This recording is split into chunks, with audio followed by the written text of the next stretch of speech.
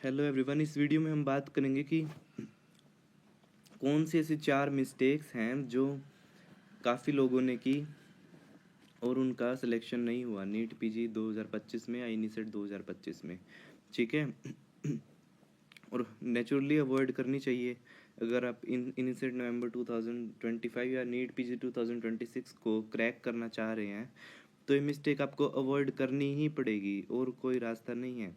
ठीक है। तो सबसे पहली मिस्टेक क्या करते हैं लोग, रैपिड रिवीजन नोट से पढ़ना।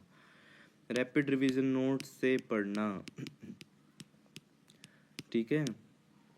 रैपिड रिवीजन नोट्स में क्या है, 50% चीज़ें हैं, बाकी 50% कहाँ से पढ़ोगे, है ना। फिर लास्ट में आते आते कहते हो कि मेन नोट्स करने का टाइम नहीं बचा। लेकिन मेन नोट्स क्या है, एक कंप्लीट सोर्स है। मेन नोट्स कंप्लीट सोर्स है, किसी भी चीज़ के बारे में कंप्लीट इन्फॉर्मेशन है उसके अंदर।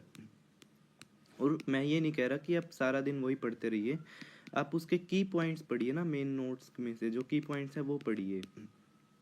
ठीक है। 1.5 मंथ में सारे मेन नोट्स आप कंप्लीट कर सकते हैं। ठीक है। तो पहली मिस्टेक्स तो क्या हो गई, आर से पढ़ना। दूसरी मिस्टेक जो कि मेन नोट से पढ़िए। ठीक है। दूसरी मिस्टेक्स क्या करते हैं, जीटी ना देना। आप जीटीज नहीं देते, 4 या 5 ही जीटी दे पाते हो जब तक एग्जाम आ जाता है। लेकिन मैं कह रहा हूँ 100 जीटीज दीजिए, एट मैक्स 50 तो दीजिए ही। अगर आप नीट पीजी टारगेट करें तो 100 जीटीज दीजिए। अगर आप इन्हीं से टारगेट कर रहे हैं तो मैक्सिमम टू मैक्सिमम जितने जीटीज आप दे सकते हैं, every 4th day, every 5th day या एवरी वीक, आप उतने जीटीज दीजिए। ठीक है। मैरो के जीटीज ऑथेंटिक हैं। थर्ड इज जीटी को रिव्यू ना करना। ये भी बहुत बड़ी मिस्टेक है, जीटी रिव्यू ना करना। आपने एक जीटी दिया और आपने फिर उसका स्कोर देख लिया, फिर उसका फ़ायदा क्या हुआ जीटी देने का, कुछ भी नहीं। जब तक आपने अपनी गलतियों को ही नहीं देखा कि आपने क्या गलतियां की उसमें, तब तक जीटी देने का कोई फ़ायदा नहीं है। ठीक है। तो जीटी को रिव्यू कीजिए मैक्सिमम टू मैक्सिमम। ठीक है।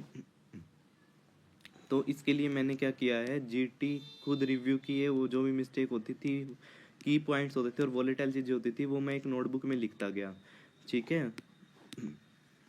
उसका मैंने नाम रखा मिस्टेक्स कॉपी। ठीक है।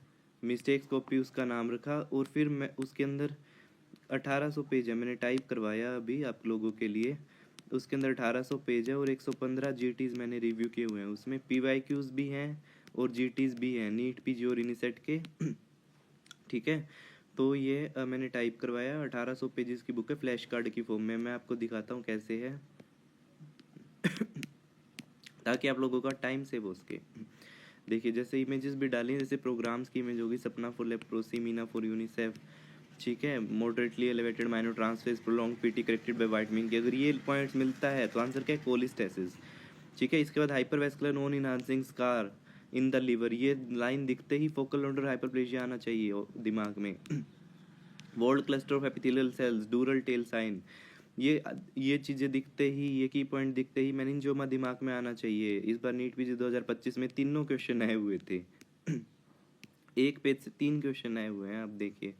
और ये वे बैक के 6th पेज है बुक का, तो मैंने वे बैक दिसंबर में बनाना स्टार्ट किया था, तब ये मैंने पॉइंट लिखे थे, है ना।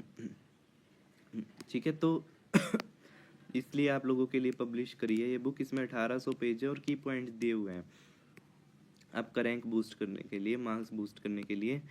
तो जैसे कि अब इसमें ग्लोसोफेरेंजियल नर्व पूछ लिया था, जुगुलर फोरामेन से पास करती है। इस बार हाइपोग्लोसल नर्व पूछ लिया था। ठीक है।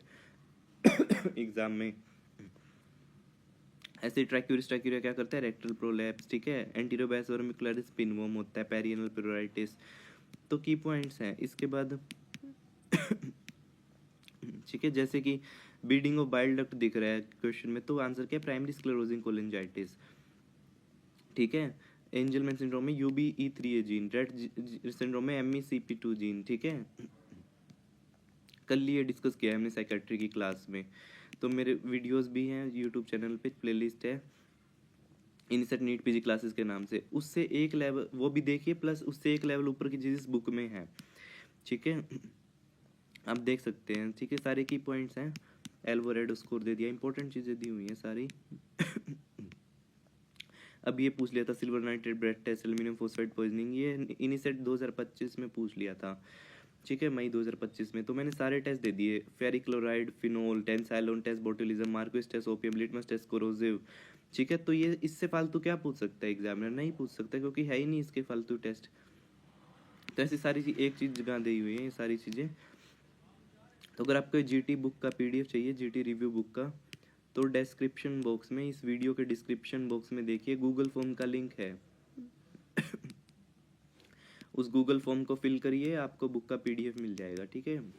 डिस्क्रिप्शन बॉक्स देखिए इस वीडियो का।